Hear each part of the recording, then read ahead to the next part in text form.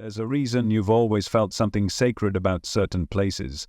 A quiet forest, a family plot on the edge of a hill, a mountain that feels like it's watching. It's not just imagination, the land remembers. And when your body returns to it, something far deeper than biology happens. Burial isn't just about honoring a life, it's about guiding a soul. You may have thought the afterlife begins once the heart stops beating, but in truth, it begins with what surrounds you in those first moments after.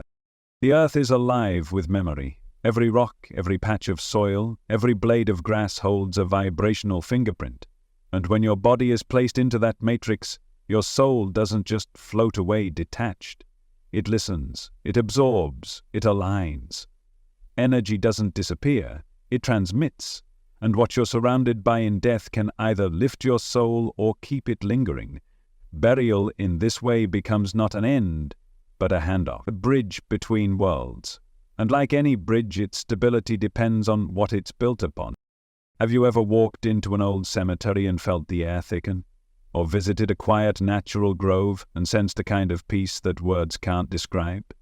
That's not fantasy, that's vibration. When a body is laid to rest in a place of peace, nature works as a midwife to the soul. The trees whisper comfort. The stones hold memory. The wind carries away fear. But when a burial site is soaked in sorrow, confusion, or indifference, those frequencies echo, and the soul, still close to the body, can become caught in the ambient emotional residue of the land. Many traditions understood this long before modern culture forgot. The ancients chose highlands, riverbanks, or sacred caves not for beauty, but because these were energetic gateways. They knew the earth has veins of power, ley lines, magnetic arteries, and when a body was returned to these places, the soul was gently pulled upward, not trapped in confusion. In some cultures, entire villages would protect burial mounds not just for respect, but because they believed the spirit world pulsed from within them. Burial wasn't storage, it was activation. And then there's something even more subtle, emotional geography. Imagine being buried on land that held your laughter, your tears, your memories, where you danced, loved, cried, dreamed. That land knows you, it's held your frequency. So when your soul begins its release, it's not stepping into the unknown, it's stepping into recognition. That's why some souls seem to transition peacefully, while others linger in a fog. It's not just about what you did in life, it's about where you are in death. You might not think it matters, but burial in a concrete slab, surrounded by metal and pavement, creates a very different frequency than resting under a tree where roots are growing through you like veins of life returning to the whole.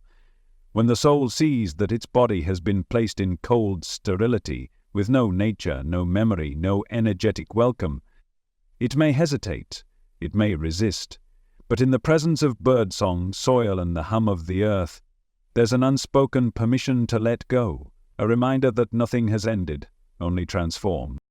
There's a term used by some spiritual circles, resonance corridor. It refers to the vibrational tunnel the soul moves through just after death, like a birth canal but made of light and memory. And this corridor isn't arbitrary. It's influenced by what surrounds the body, the field, the atmosphere, the prayer or lack of prayer. It's shaped by intention and shaped by place. Your burial location literally becomes the launch pad for your soul's next direction. And perhaps the most powerful influence of all is ancestry. You carry the memory of those who came before you, not just in your blood but in your energetic code. When you're buried near those from your lineage, whether biologically or spiritually, there's an amplification that occurs. Think of it as a soul cluster, a gathering of kindred lights helping each other transition, reminding each other who they are, where they came from, and where they're going. This is why ancestral burial sites, especially ones tied to land that has never been violated or industrialized, hold such potent energy. They're not just old, they're alive. With every burial, the land becomes more attuned, more awakened, more prepared to receive and to guide. It becomes a kind of cosmic GPS for the soul. So when you transition, you're not lost in an ocean of infinite potential, you're met by familiar currents. carried, not confused. And then there's the mystery of choice. Some souls, even without knowing it, begin to gravitate toward their future resting place while still alive. Maybe it's a patch of land you feel strangely drawn to, a cemetery you visited once and couldn't stop thinking about, a tree that's always felt like home. That's not coincidence. That's spiritual pre-selection. It's your higher self gently guiding you toward the place where the earth will meet you with the most love you may have already chosen long before you were born. Some dreams aren't random. Some fascinations with certain landscapes or homes aren't just aesthetic. They're echoes of plans already written. You may wonder, does this mean we should all fear being buried in the wrong place? Not at all. This isn't about fear. It's about awareness, intention, reverence.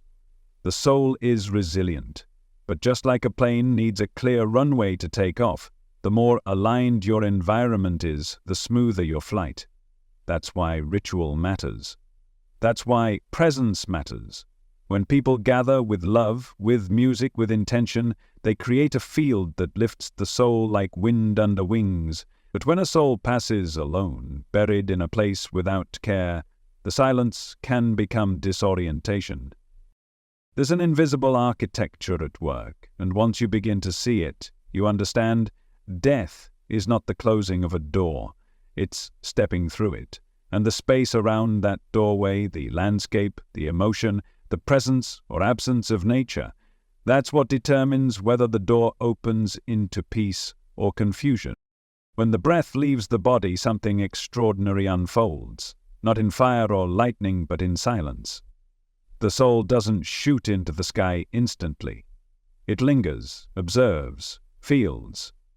And in those first few moments, what some mystics call the in-between, there's a delicate window where everything matters.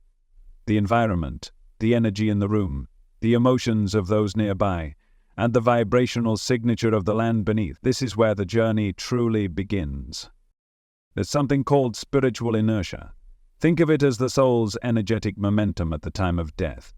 Like a wave just beginning to roll forward, its direction and force are influenced by what surrounds it. If the atmosphere is thick with grief, confusion, fear, the wave stutters. But when the energy is sacred, calm, intentional, even amidst sorrow, that same wave becomes a current of peace. This is why the ancient world honored death with music, incense, prayer, and silence, not for the living, but for the soul in flight. And that's where something more subtle comes in, the vibrational bridge. It's not physical, but it's real. It's the energetic tether that stretches from the earth plane to the unseen world. Some call it the silver cord. Others describe it as a kind of luminous thread or tunnel. But whatever the imagery, the function is the same. It's the path the soul takes home. And this bridge doesn't appear automatically. It's shaped, molded, even guided by what surrounds the body and spirit in the moments right after death. Imagine trying to walk across a river. If there's no bridge, or if it's weak and broken, you hesitate, you flail, you wander. But when the bridge is strong, when it's made of love, light, memory, and peace, the soul steps confidently, clearly, toward what lies beyond. That's what ritual does. It constructs the bridge. Every candle lit, every sacred word spoken, every tear released with love instead of fear, it builds the architecture the soul needs to cross. And then there's the question of location. Where the body rests, permanently or temporarily, can either amplify the soul's clarity or blur it. That's not superstition, that's vibration. Every location has a frequency. Some land vibrates with high, coherent energy, like ancient forests, meadows, or family homesteads. Others hum with chaos, neglect, or even energetic trauma, like urban cemeteries built on top of forgotten stories, pain, or disturbance. When a soul begins its ascent near land that's alive and loving, the bridge it creates is stable. But when the land is confused, overbuilt, or spiritually silent, the bridge flickers. Now consider the power of intention. When death is met with presence, when the living bring their full attention to the moment of crossing, something sacred activates. You've felt it before. at vigils, at a bedside, in moments where time stands still and the air becomes charged. That's not imagination, that's the soul responding to the field. Energy doesn't lie. When a soul is honored intentionally, it carries that energy with it into the next plane. The body may no longer breathe, but the soul is still listening, still feeling, still remembering. This is why conscious burial isn't about perfection. It's not about control. It's about creating harmony between worlds. When the space around a body is filled with compassion, love, music, touch, or even silence held with intention, it's like giving the soul a compass, a message. You are seen, you are loved, you can let go now. That message becomes imprinted into the soul's field, and it follows them into whatever lies beyond. In contrast, when burial is rushed, sterile, or laced with fear, the soul can become entangled, not trapped. Nothing can permanently trap a soul, but slowed, disoriented, like waking up in a foggy room and forgetting which door leads outside. The more chaotic or unconscious the transition, the more fog must be cleared on the other side. You may have heard stories of spirits who don't know they've died. While that phrase sounds poetic, it holds spiritual truth. These are souls whose transitions were surrounded by confusion, either from trauma, unprocessed emotion, or burial environments that provided no vibrational closure. They remain near the earth plane, caught in the echo of what wasn't finished, not punished, just paused. But there's more. Your state of consciousness at the moment of death is deeply connected to how you experience the immediate afterlife. Think of it like setting the tone for a dream. If your last thoughts are anxious, your soul will move through that frequency. But if they're peaceful, even in the face of pain, that becomes the launching frequency. And here's the key. The environment around you affects that inner state. It can either magnify your inner peace or drown it out with noise. That's why in certain traditions people were buried with crystals, herbs, sacred texts, or personal items, not as superstition but as energetic tools. Objects hold resonance. When placed with care, they create a field, a cocoon, that supports the soul in its unfolding. A favorite scarf, a beloved book, even a pinch of soil from a meaningful place. These things hum with personal frequency. They tell the soul, you're still connected. You're not lost. You're not alone. And that's what makes the difference. Not wealth, not ritual complexity, but presence, vibration, intention. A burial surrounded by nature, even in its simplest form, holds more spiritual power than a golden casket buried beneath concrete. Because the earth is a partner, not a backdrop. And when she is welcomed into the process, she becomes a guide. Imagine your soul rising from your body and hearing the wind move through pine trees above, feeling the hum of insects alive in the grass, sensing the footsteps of loved ones nearby, hearts open, voices soft. That is a map, a melody, a path through the veil. Now imagine the opposite. Steel walls, cement vaults, fluorescent lights. Silence broken by engines and factory hums. The difference isn't just poetic. You don't need to fear death, but you do need to understand it. Your body may return to dust, but your consciousness is shaped by everything that surrounds that return. Death is not a vacuum, it's a symphony, and what's playing as you leave your body becomes the first song your soul hears on the other side. This is why the ancients sang at funerals, why some tribes wailed not from grief but from devotion. Their cries weren't desperation, they were sound bridges, echoes the soul could follow into the unknown. Everything becomes language in those moments, light, touch, sound, even stillness. And the more we understand this, the more sacred our goodbyes become. Because in truth they're not goodbyes at all, they're blessings. They're the soul's first instructions, the whisper before the wind carries them home. There's a quiet language that lives in the land, a frequency you can't hear with your ears, but you've felt it with your body. Maybe you've walked through a forest and felt your chest lighten, or stood in a city alley and felt an invisible pressure on your spine. That's not imagination, that's energetic resonance. And when your body is placed into the earth, into that field, you don't just leave behind your physical form, you enter an energetic conversation with the land itself. Soil is not just dirt, it's memory. It holds the charge of everything that has happened on it. Births, deaths, wars, laughter, prayers, violence, stillness. Every action, every emotion leaves an imprint. And those imprints linger long after buildings are torn down or grass has grown back. When a soul transitions, it's still energetically porous. It's open, it feels, it remembers. And the land surrounding the body speaks directly to that openness. Now imagine being buried in a place that once held sacred ceremony, where the earth has been used to heal, not harm. That soil hums at a higher frequency. It welcomes the soul gently, like warm water welcomes a weary swimmer. But bury a body on land that holds trauma, forgotten battlefields, desecrated sites, places where pain was never reconciled, and that energetic tension becomes a kind of static the soul must navigate. It's like being surrounded by a crowd whispering 1,000 different stories at once. Some souls can find clarity even in that noise.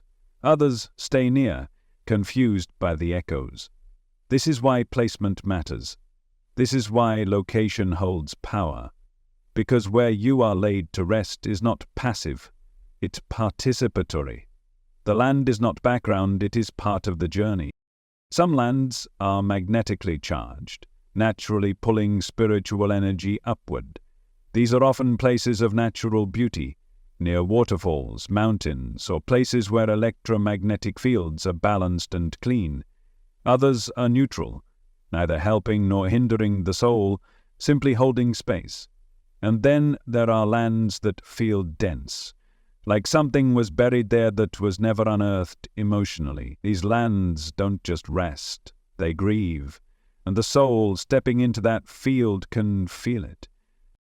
There's a reason ancient cultures were so particular about where they buried their dead. Indigenous peoples often selected high cliffs, sacred caves, or forest clearings that had been used for ceremony over many generations. They understood that burial wasn't just about placing the body into the earth. It was about plugging that soul into a grid, a network of memory and power. These places had been charged with prayer, with reverence, with light. And when someone was buried there, the soul didn't fall, it rose. Some civilizations went even further. They built tombs aligned with stars, stones set to the movement of the sun and moon. These weren't architectural coincidences, they were spiritual maps. You've heard of the Great Pyramids, but what most don't realize is that their positioning wasn't just astronomical, it was energetic. They were placed on ley lines, massive energetic veins that run through the earth, like arteries through a living body. These ley lines aren't fantasy. Sensitive instruments today can pick up magnetic fluctuations that confirm what mystics have always known. The earth breathes, it pulses, it sings, and there are certain places where that song is louder, more coherent, more clear. That's where temples were built. That's where sacred groves grew wild. And that's where the wise chose to return their bodies to the soil. Some tribal burial mounds in North America were placed directly on top of these ley intersections, forming spiritual beacons that could be felt across generations. Those who returned to visit them often described a sense of timelessness, like being wrapped in a presence that knew them. That is not sentimentality, that is resonance. You've probably noticed this in your own life. There are places that calm you for no reason. Places that stir something ancient in your chest. Maybe a tree you sat under once as a child. Maybe a mountain you saw only once, but never forgot. These places aren't just beautiful, they're speaking to your frequency. Your soul recognizes them because they've held your kind before. They've guided other travelers home. And then there's the contrast. Land that has been stripped, poisoned, or ignored spiritually becomes dull, sometimes even aggressive, like a radio station stuck between signals. When bodies are buried in these spaces, industrial zones, chemically treated cemeteries, asphalt-covered graves, the soul may still rise, but it rises through distortion, through noise. That's why some souls seem to hover, not trapped, just untethered. But this can be healed. The earth is forgiving, and even damaged land can be cleared through ritual, through intention, through sound, prayer, fire, or simply the act of remembering. When the land is honored again, when its story is acknowledged and love is returned to it, it begins to sing again. And when new burials occur there, the song is one of reconciliation, not confusion. There's a quiet story in every handful of soil. Some are soft, like lullabies. Others crackle with unresolved energy. But all are listening, all are alive. And when your body is laid down, the soil doesn't just receive, it responds. It welcomes or resists. It lifts or weighs, and you as the soul feel every ounce of it.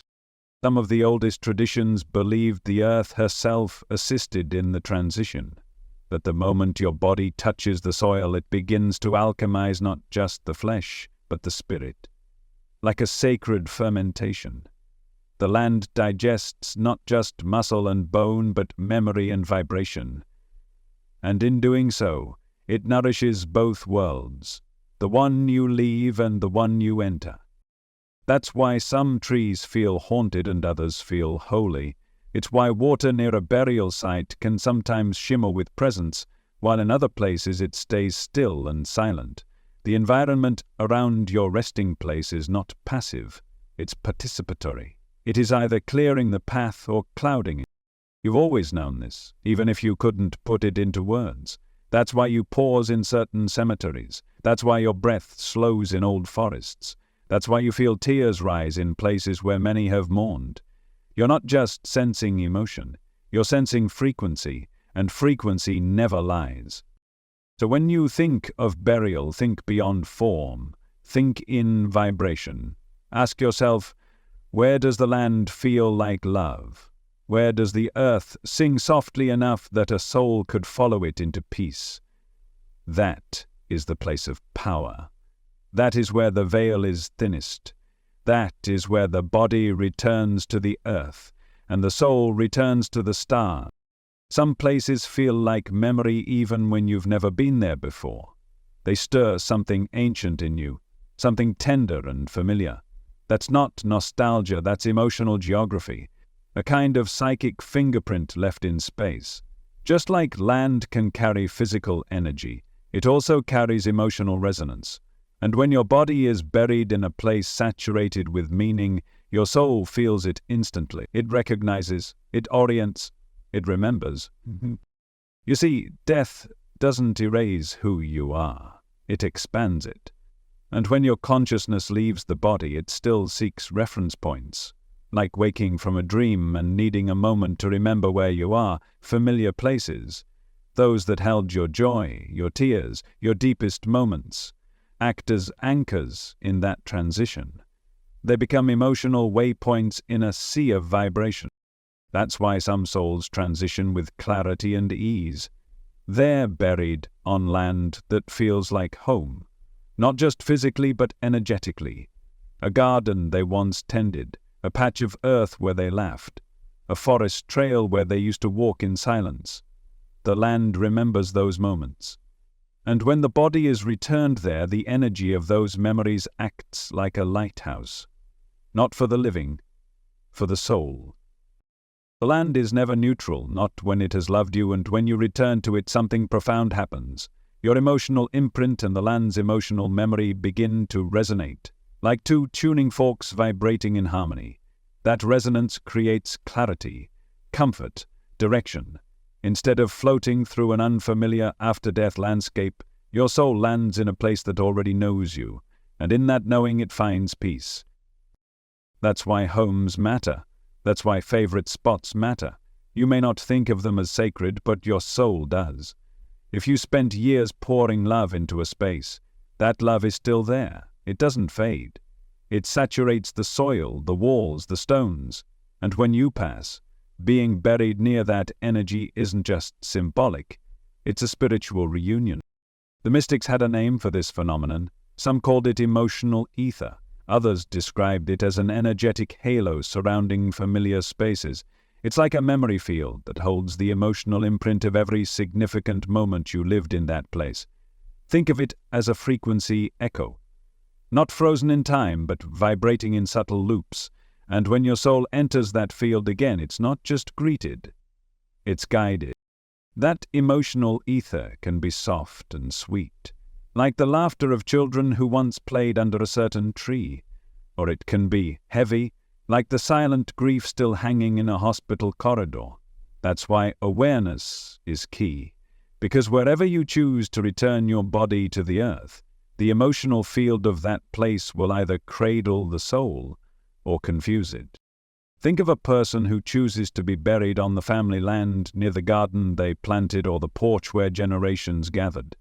In death, their soul steps into a vibrational echo of love, community, and belonging.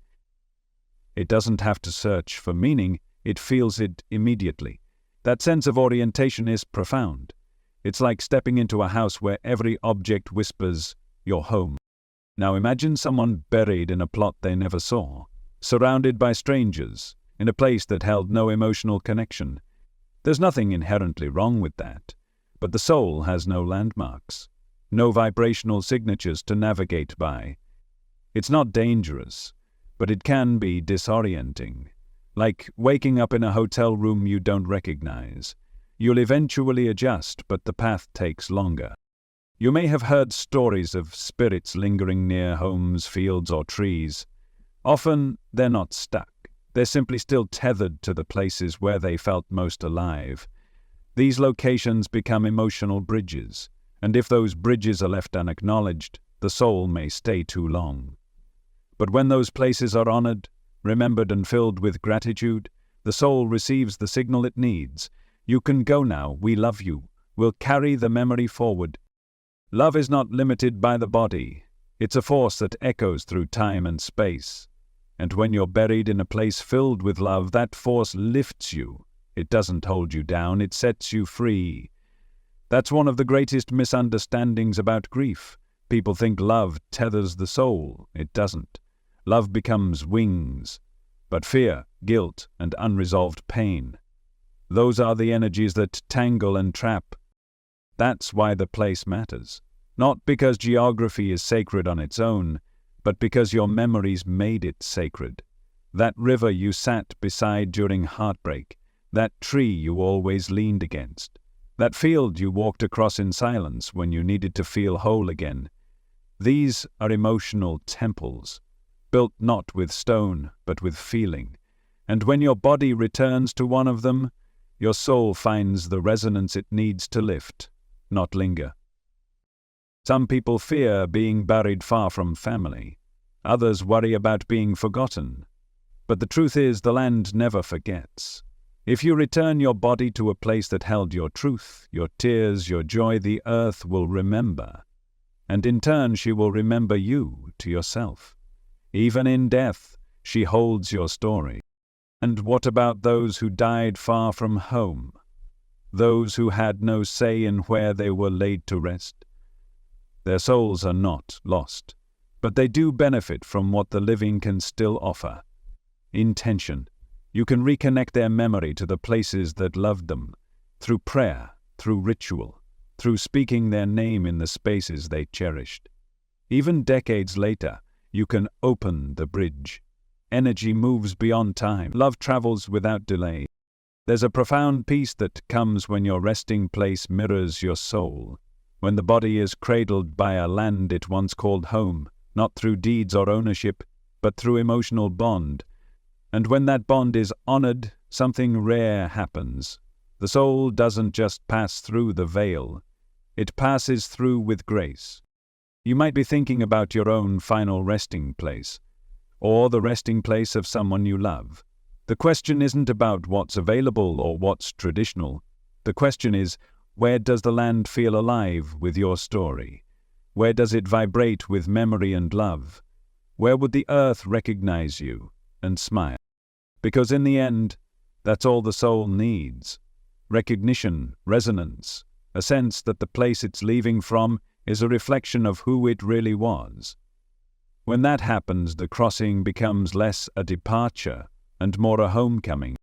Nature has always known what we've forgotten, that death is not an interruption, it's a return. Every tree, every river, every patch of moss understands this at a level deeper than language, and when a body is buried in nature, the earth doesn't flinch.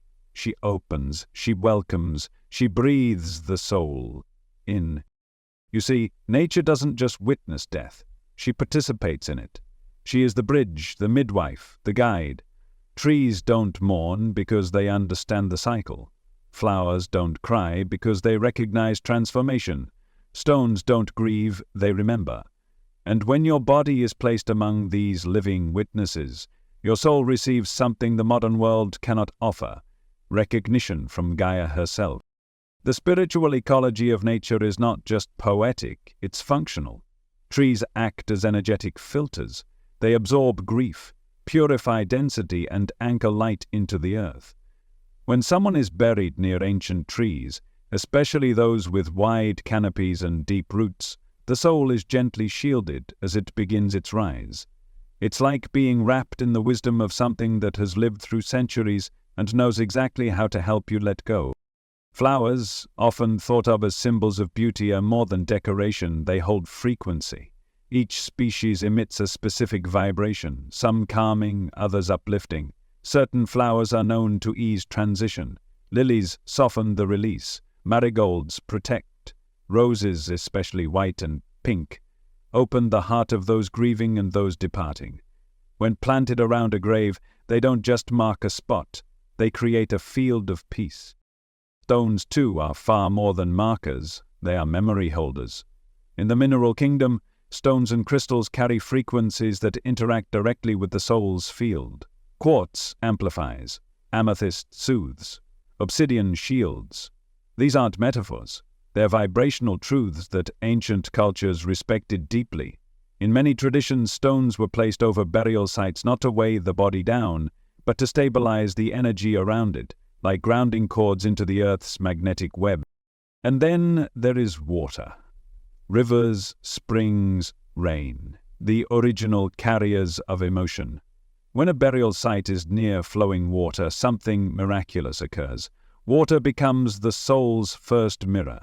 It reflects back not the image of the face, but of the essence. It sings to the soul in the oldest language: movement, rhythm, release.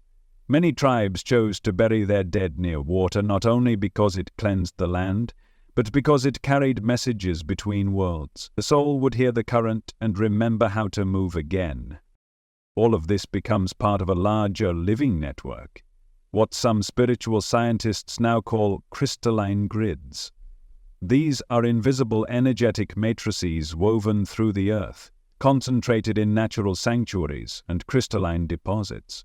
When you're buried in such a place, your transition doesn't happen in isolation.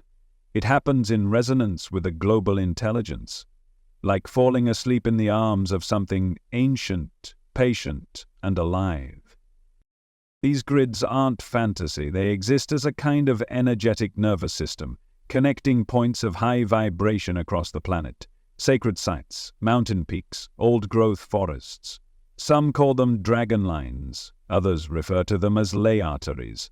But the function is always the same. They conduct spiritual energy, they transmit intention, they store memory, and they respond to the presence of a soul. When a burial takes place on or near these grids, especially in land that hasn't been disrupted, the soul is ushered into its next state with greater ease. The earth doesn't resist, it lifts. The veil is thinner, the energy clearer, and the body, now returned to its elemental components, becomes nourishment for the grid itself. Nothing is lost. Everything is recycled into life. But when burial happens in places stripped of nature, in industrial cemeteries, beneath layers of asphalt, within cement vaults, the transition becomes muted, not blocked, just slowed. Imagine trying to hear a song underwater. The melody is still there, but the clarity is gone. The trees are missing. The flowers have been replaced with plastic. The stones are synthetic. The water, if it exists at all, is buried underground, diverted by pipes and wires. In these places, the earth cannot breathe fully. Her communication with the soul becomes strained. The crystalline grid is either broken or too distant to register. The soul still rises, but without the gentle hand of nature to hold it. And while that doesn't doom the soul, it does create unnecessary resistance, confusion, delay. And perhaps more than anything else, it creates disconnection for the living. Visiting a grave in a concrete lot doesn't nourish the spirit. It can't. The resonance is off. But walking through a meadow where wild flowers grow around the burial tree of someone you love, that's communion. That's sacred. You can feel their presence, not because they're trapped, but because the land has become an extension of their soul. This is the wisdom we must return to. That burial isn't just about decay, it's about communion. Not just with the earth, but with the invisible matrix that surrounds all life. Nature doesn't simply accept the dead, she integrates them, and in that integration something beautiful occurs. The soul is not only released, it is celebrated. Some cultures would bury their dead with tree seeds. Others would place the body beneath a young sapling. The idea wasn't symbolic. It was spiritual alchemy.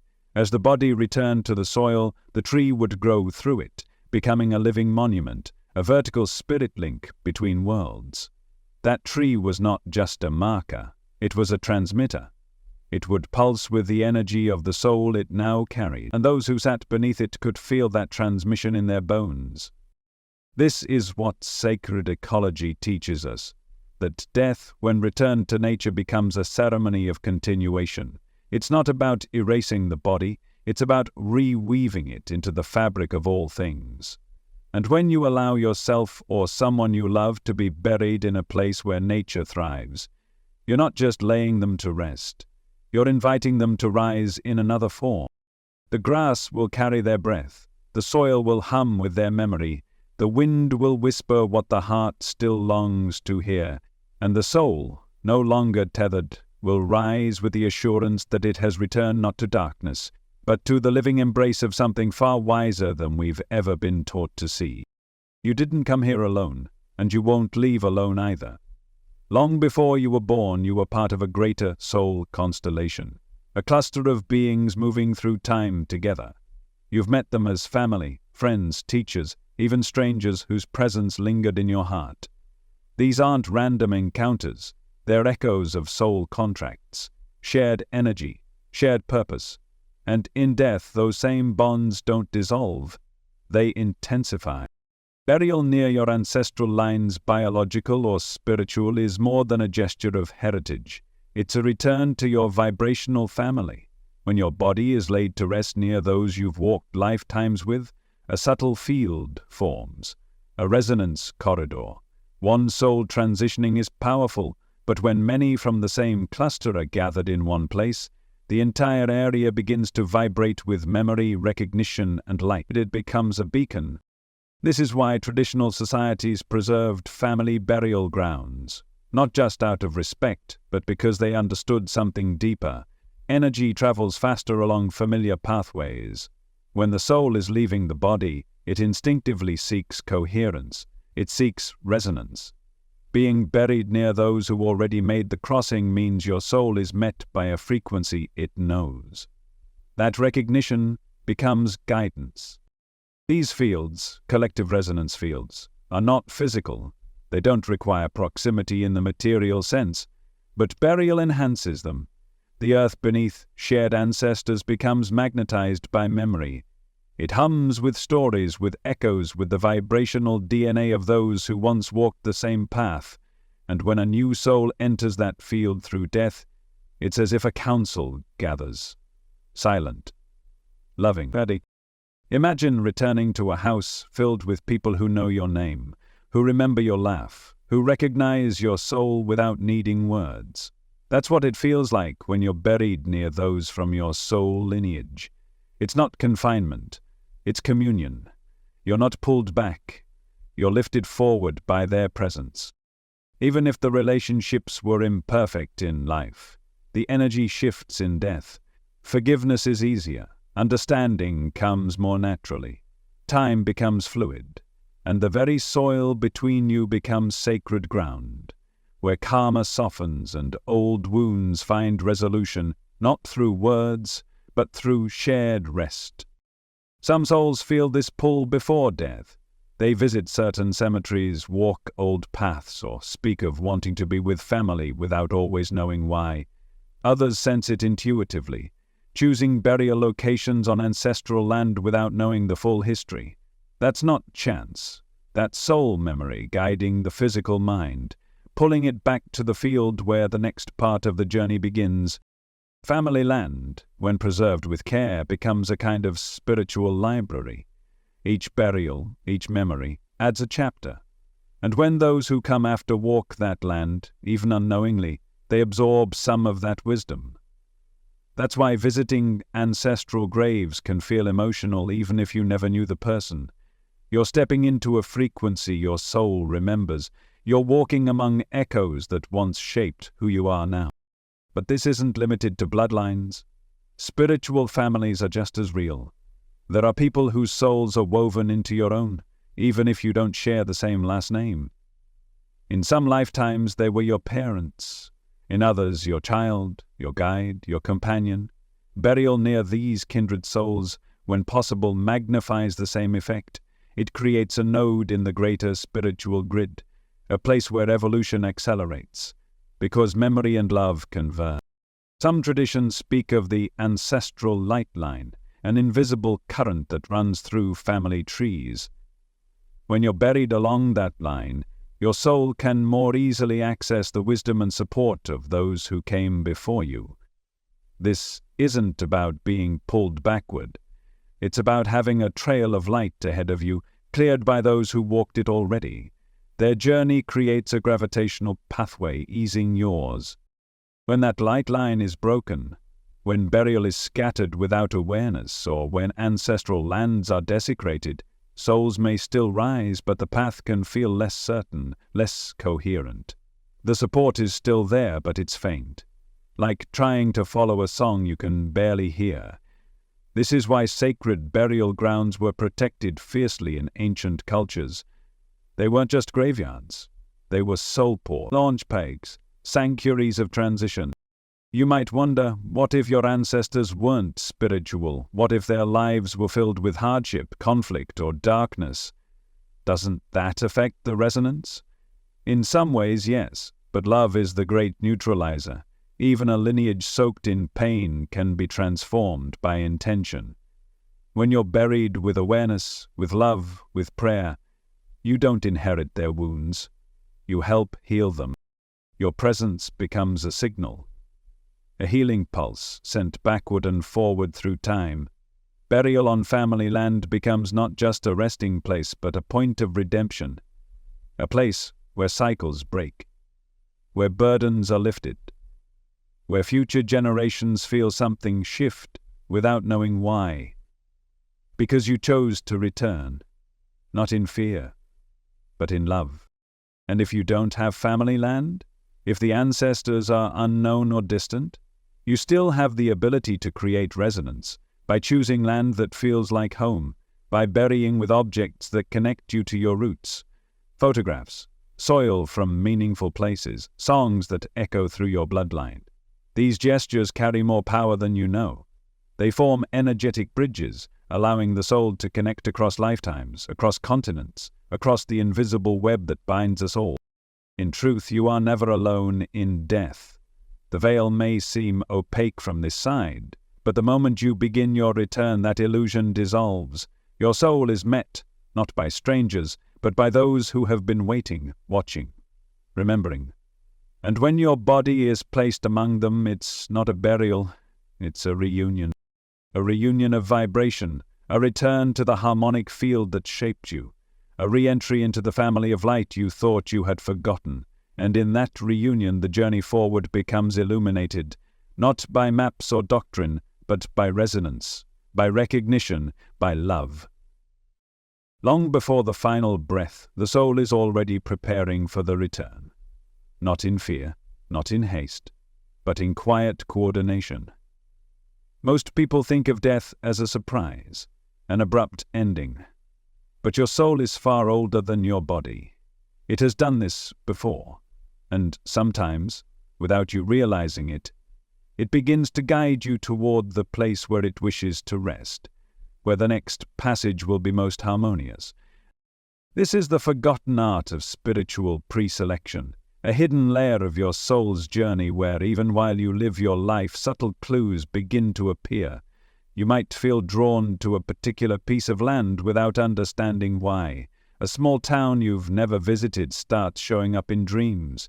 You find peace walking through a certain forest or standing beside a quiet field. The pull isn't logical, it's energetic.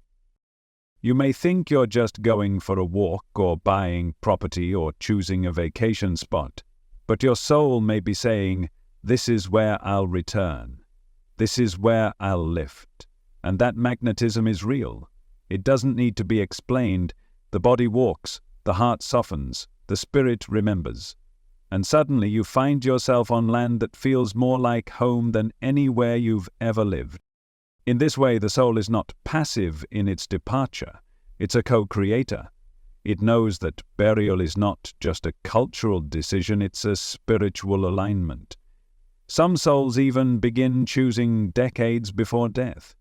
They may visit a location again and again, feeling peace they can't explain. Others may suddenly feel the need to relocate in their final years, not for comfort, but because the soul recognizes the feel, the terrain, the frequency. There are stories of people who purchased burial plots they had no logical connection to, only to discover later that their ancestors had once lived or been buried nearby. Or people who were inexplicably drawn to natural sanctuaries that turned out to sit directly on ley lines or sacred indigenous land. The choice wasn't conscious. But the soul knew. It always does. Sometimes the signs are more mystical. A recurring dream of a tree you've never seen. A vision of a river, a hill, a sunrise over land that feels hauntingly familiar. These aren't random fragments. They're memory maps. Your higher self nudging you, saying, "Look here, this is where the veil will be thinnest for you. This is where you'll remember how to fly." In ancient traditions, dreams were used as divination tools, not just for life guidance, but for death preparation. Shamans, prophets, and seers would interpret night visions to help the soul find its most resonant return point. The belief was simple. When you die on land that remembers you, your journey beyond becomes clearer. The spirit doesn't have to fight through static. It rises through music. Some of the most intuitive people sense this pre-selection without needing confirmation. They'll speak of a place as mine without owning it. They'll walk land and say, "I want to be buried here," not from fear of death, but from a sense of sacred belonging. It's not morbidity. It's remembrance. Something deeper than mind is speaking. And sometimes the signs are physical. Your body relaxes when you touch the soil. Your breath slows when you sit beneath a certain tree. You visit a place once and feel like you've been there before. These reactions are not coincidence. They're energetic feedback. The land is responding to you, and your soul is responding to the land. You might think you're simply falling in love with nature. But what if you're falling back into a pre-written plan? What if your soul chose this place long ago, before incarnation, as part of its departure strategy? Not because it was dramatic, but because it was aligned. Because the land would hold your energy gently, pass you through peacefully, and allow your loved ones to feel your presence long after you're gone. In some of the deeper intuitive readings and transmissions, there are examples of souls who not only sensed their burial places before death, but helped arrange them as part of their soul contracts. These weren't grand revelations. They were soft realizations, a sudden clarity that this is the place. And when death finally arrived, there was no resistance, only ease. Imagine that, a soul who has spent a lifetime preparing, not in fear, but in alignment. And when the final moment comes, the earth opens not as a grave, but as a cradle. The soul feels welcomed, not extracted, released, not lost. You might have experienced this already without knowing it. Perhaps you've visited a place and had the thought, I could rest here forever. Perhaps you've scattered ashes or buried a loved one in a spot that felt chosen, not by logic, but by love. That's not sentiment. That's spiritual accuracy. That's what it feels like when a soul completes its circle. And the beauty of spiritual pre-selection is that it's never too late to listen. Even if you've never considered where you'd like to be buried, even if it's been a passing thought you've avoided, your soul knows. And when you begin to pay attention to the places that make you feel most alive, most still, most remembered, you'll begin to hear the whisper. It doesn't need to be loud. It won't shout. But it will persist. In dreams, in feelings, in the unshakable pull toward a piece of land that seems to know your name. And once you feel it, you will understand. Your journey has already been preparing you for that place. That soft spot in the earth where your body will be held. And your soul will be lifted. That's the power of pre-selection. It's not morbid, it's magnificent. It's your soul weaving the final thread into a tapestry it began long before you were born. And when that final knot is tied, the design becomes clear, not as an end, but as a continuation. Every soul's departure is a moment of tremendous vulnerability and sacred power, and while the body may lie still, the energy surrounding that moment pulses with influence. That's where ritual steps in, not as superstition, but as structure, a sacred choreography of sound, symbol, and intention designed to open the right doors. Ritual is the language that helps the soul know where to go, how to move, and most importantly, that it's safe to let go. You've probably felt this yourself. Some funerals leave you feeling lighter, more peaceful, as if something truly holy passed through. Others feel heavy, incomplete, like something was left unsaid or undone. That difference isn't about formality, it's about frequency. A ritual that's infused with love, presence, and clear intention becomes a luminous guidepost, a light portal, one the soul recognizes and rises through. The energy present during a burial shapes the energetic container around the soul's release. When the field is saturated with unresolved grief, fear, or emotional constriction, the soul must pass through a kind of static. It can still rise, but it does so while navigating a fog of human density. But when the field is filled with love, with softness, with permission, something changes, a clarity emerges, a resonance. The soul lifts like a bird catching a thermal wind. It's not about denying sadness. Grief is natural, even sacred. But grief expressed through love opens pathways. It doesn't cling. It honors. It says, "Go in peace, and we will meet again." That's very different from grief that holds, grasps, or vibrates with fear of finality. That kind of energy can slow the soul's momentum, not permanently, but it makes the road longer, dimmer. That's why ritual matters, not just for the living, but for the dead, because the way we say goodbye becomes the bridge they walk across. In ancient traditions, this was understood. Funerals weren't just closures. They were openings, doors through which the soul was helped, not only emotionally but energetically. Candles were lit to signal the soul's pathway. Sacred symbols were drawn or placed around the body to hold protective fields. Crystals were chosen for their specific vibrational properties, guiding, soothing, amplifying. Sound, too, played a vital role. Chants, bells, bowls, flutes, each used to create a vibrational scaffold. Because sound doesn't just reach ears, it touches the soul's energetic architecture. When a burial is held within a sonic field of resonance, be it music, chanting, or even the rhythmic pulse of nature, the soul receives cues, direction. It begins to lift through vibration rather than stumble through density. Imagine a body being lowered into the earth while loved ones sing, not mournfully but reverently. Imagine symbols etched into the soil, crystals placed with purpose, words spoken aloud that affirm the journey rather than deny it. That kind of burial becomes more than ceremony. It becomes a portal, a literal channel of light, not metaphorically. When done with clarity, these acts create what mystics call anchoring points, energetic markers that help the soul orient itself in the transitional realm. Think of them like spiritual compasses. They stabilize the field so that the soul doesn't have to search, it simply remembers. The vibration has already been imprinted, and all it must do is follow the thread home. Even guided visualization, spoken aloud by someone present, can have an impact.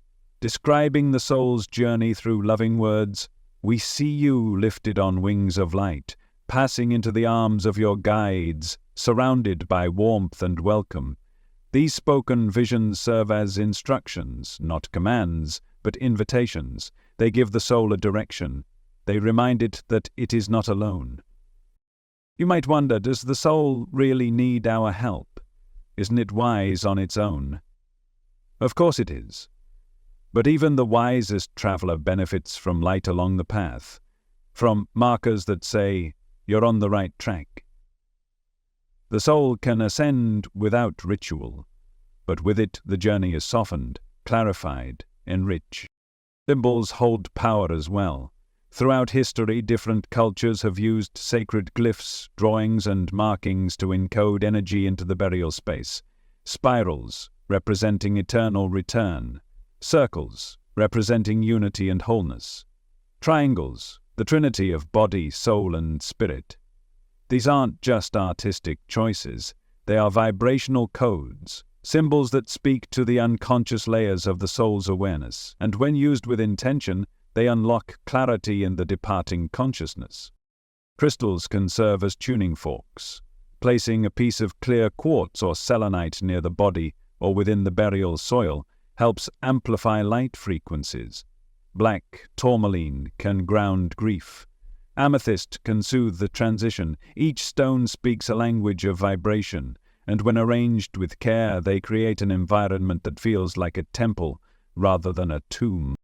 Ritual doesn't need to be elaborate. A few words spoken with love, a flower placed with gratitude, a circle formed in silence around the grave. The field responds not to quantity, but to quality. Energy listens to sincerity, and the soul does too.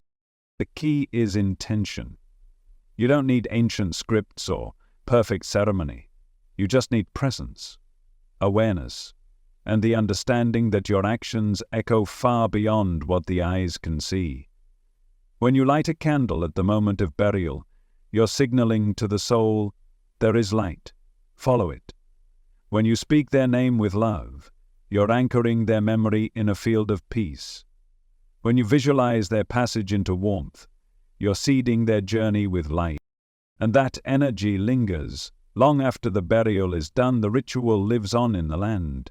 Every flower placed becomes a beacon. Every song sung becomes an echo. Every tear offered in love becomes part of the bridge. And the soul, even as it moves beyond, continues to feel those threads.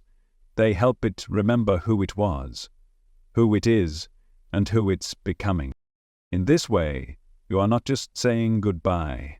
You are shaping the field, creating an energetic vessel through which the soul can lift, not in confusion but in clarity, not in fear but in grace.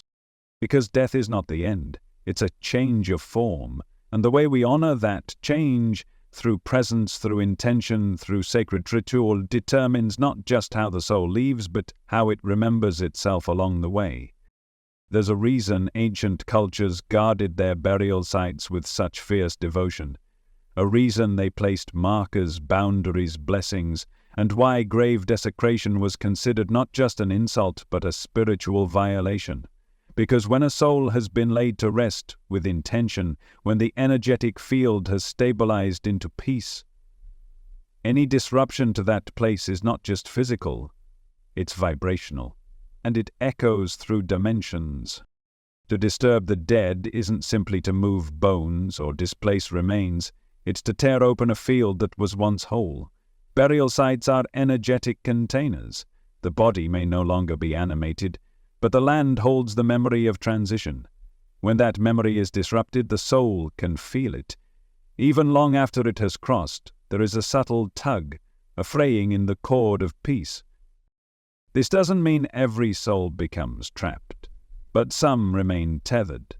Not because they're vengeful or lost, but because their resting field has been shattered. Imagine sleeping deeply in a place of comfort, and suddenly someone turns on all the lights, rips away your covers, and moves you without warning. You wouldn't know where you were.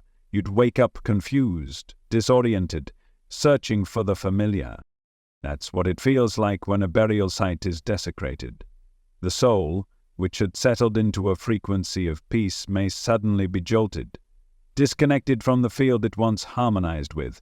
And while some souls can reorient quickly, others, especially those already carrying trauma or unresolved ties, may linger near the site, confused or even disturbed themselves. This is one of the lesser-known causes of spiritual hauntings. Not all unrested spirits are seeking vengeance. Many are simply trying to return to the field that once grounded them. They wander not to scare, but to search, to remember, to reconnect with the resonance that was taken from them. Ancestral unrest is another layer.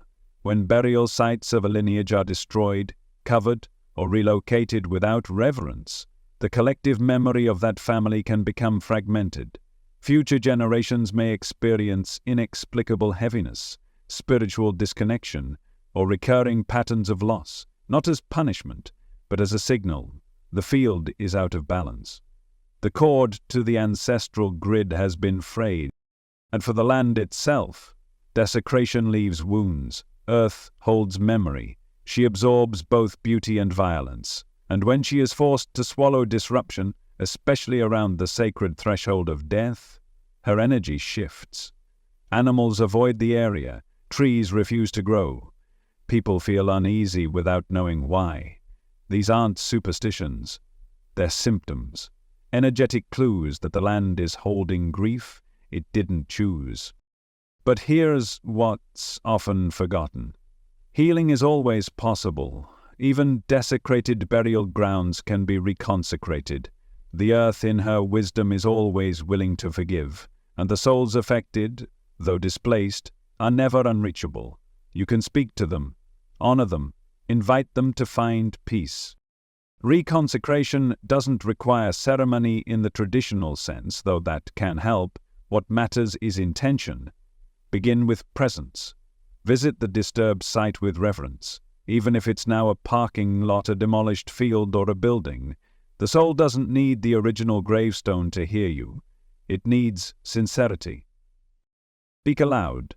Call the spirits by name if you know them, or simply say to those who once rested here, I see you, I honor you. I ask that peace be restored to your journey. Light a candle. Pour water into the earth. Offer flowers, crystals, or a piece of your own prayer. These acts may seem small, but in the spiritual field they send shock waves of healing. If you carry ancestral ties to a disrupted site, connect through meditation or dream work. Visualize the land whole again. Imagine light pouring into it, cleansing the trauma, restabilizing the resonance. Invite the ancestors to lift, to remember, to rest once more. You are not doing this alone. The earth responds, and so do they. Sound is especially powerful here. Singing or toning over a disturbed gravesite can recalibrate the field. Use bowls, chimes, or even your own voice. The vibration cuts through stagnant energy and reminds the land how to breathe again.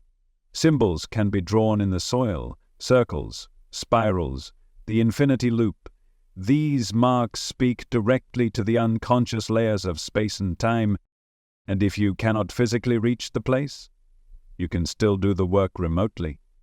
Energy does not need proximity. Create a small altar.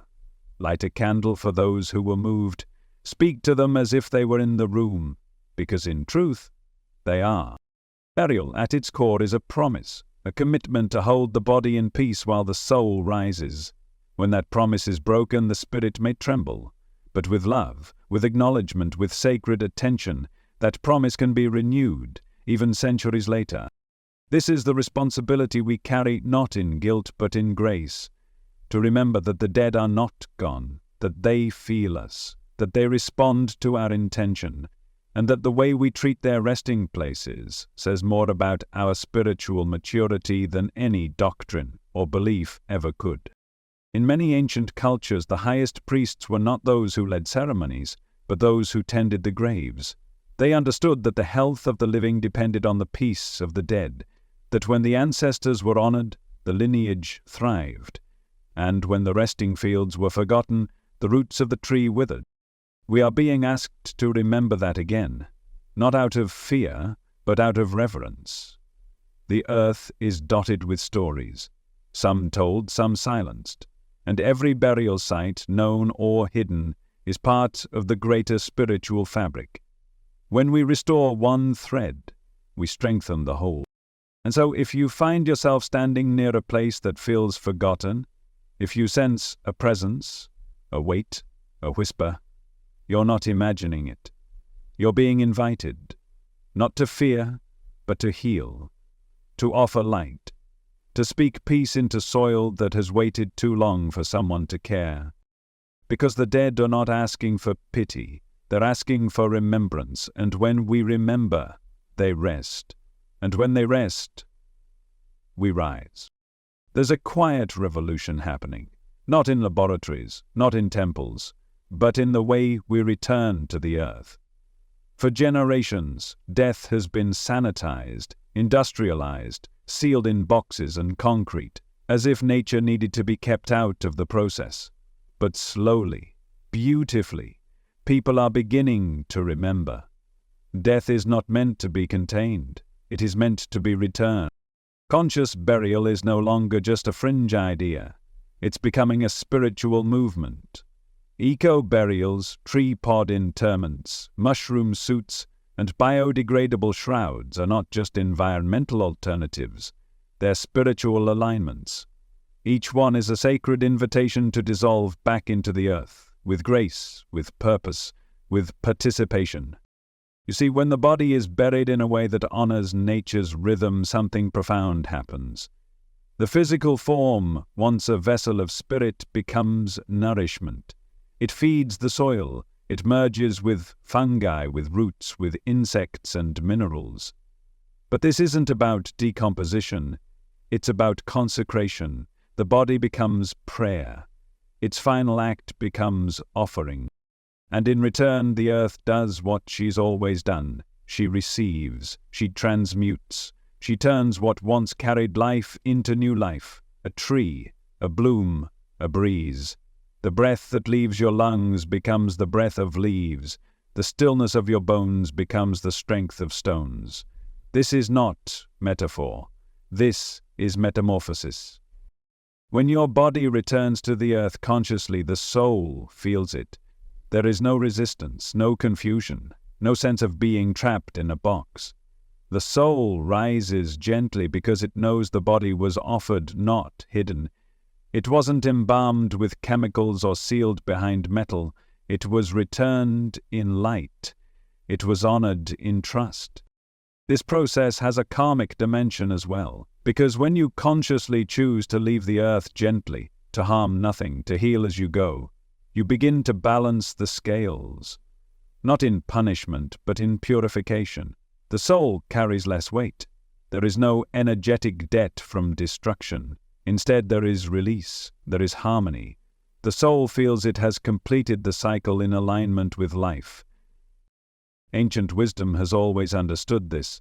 Across continents and cultures, burial rites included natural elements, ashes scattered in water, bodies laid under trees, shrouds woven from plant fibers. There was no separation between death and ecology. The two were part of the same breath. And when the return was made with reverence, the soul moved forward unburdened.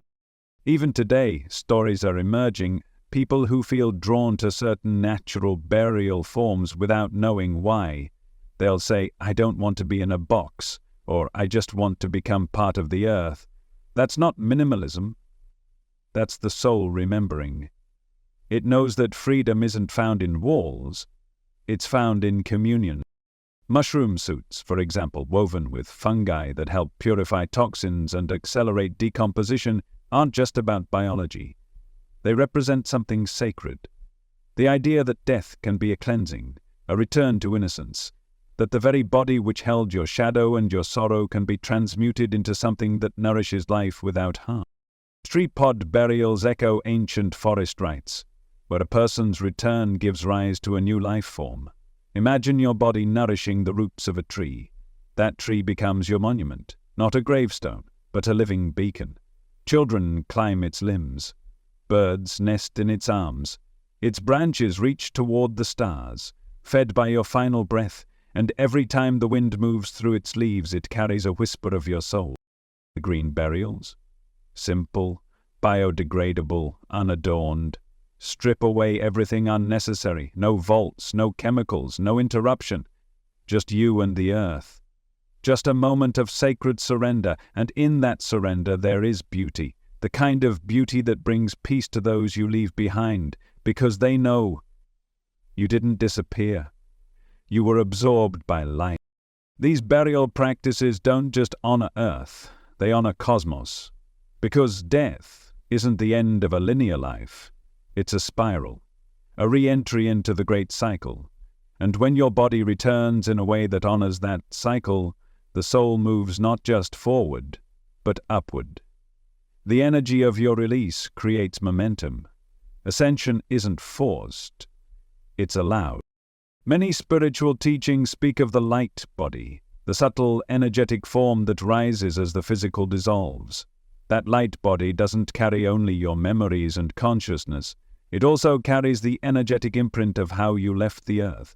If your body's departure is met with harmony, with grace, with alignment, your light body vibrates higher. It's like catching a strong wave into the next world.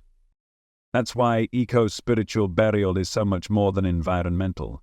It's energetic, it's cosmic, it's an initiation into a deeper truth, that you were never separate from the earth. You only wore skin for a little while.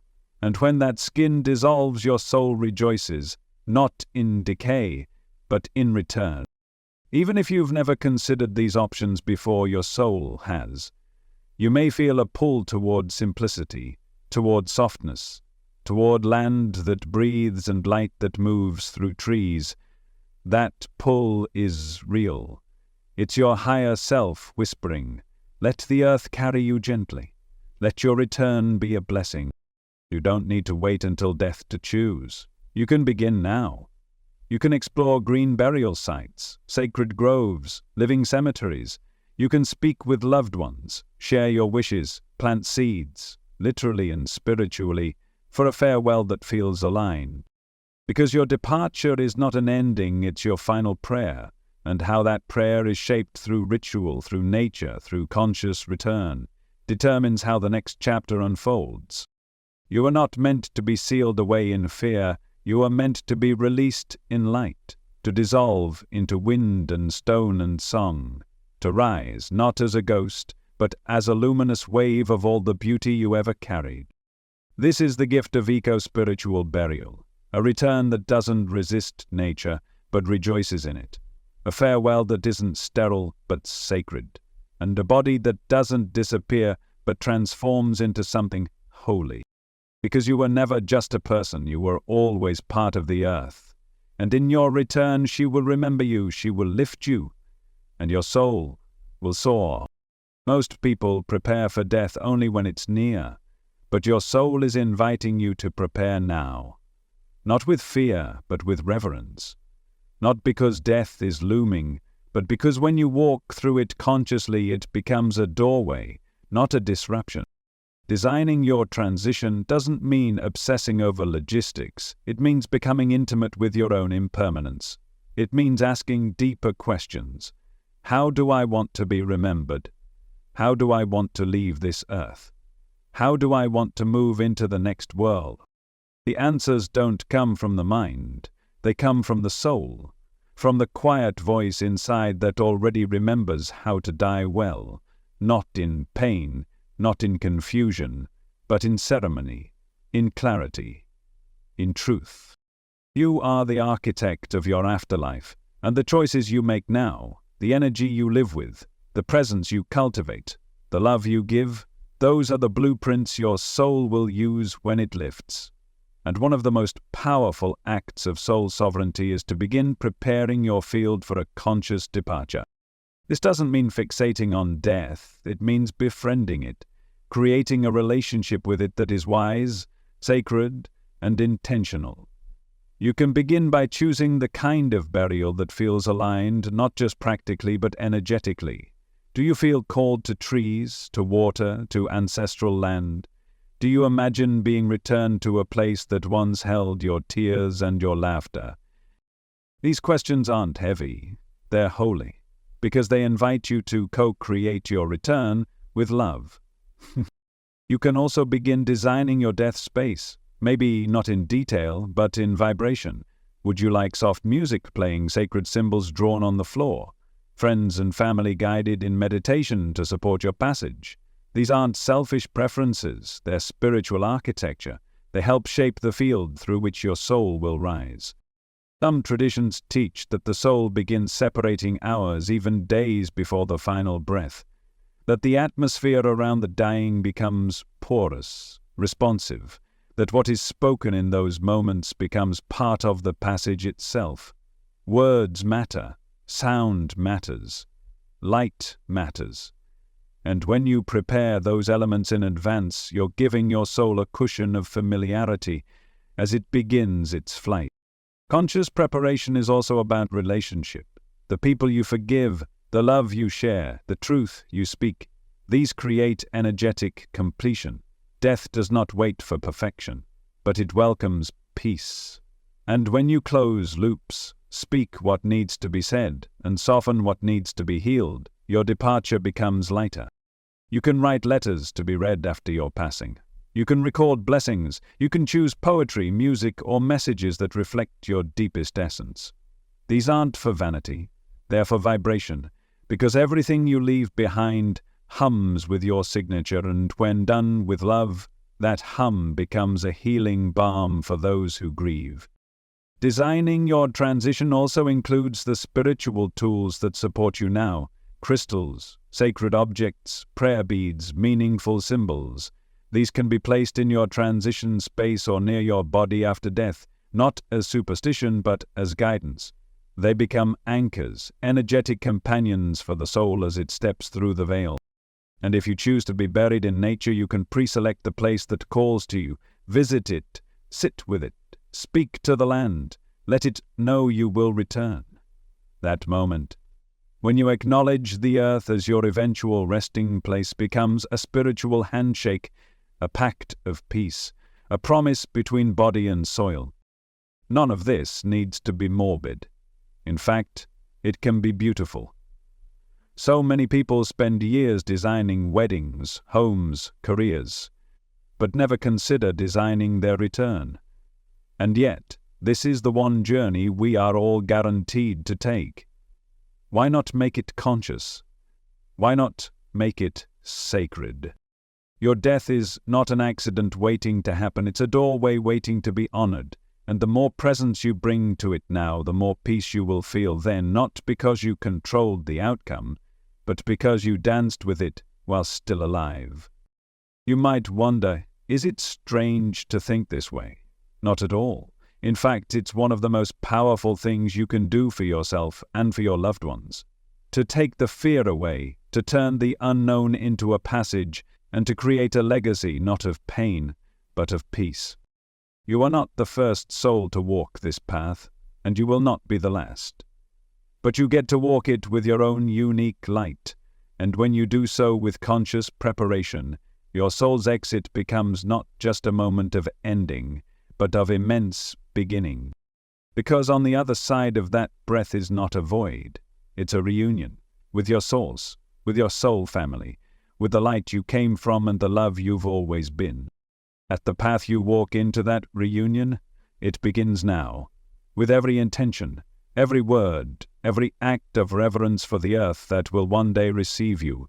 She is waiting, not in silence but in song, and your soul, wise, infinite, eternal, is listening.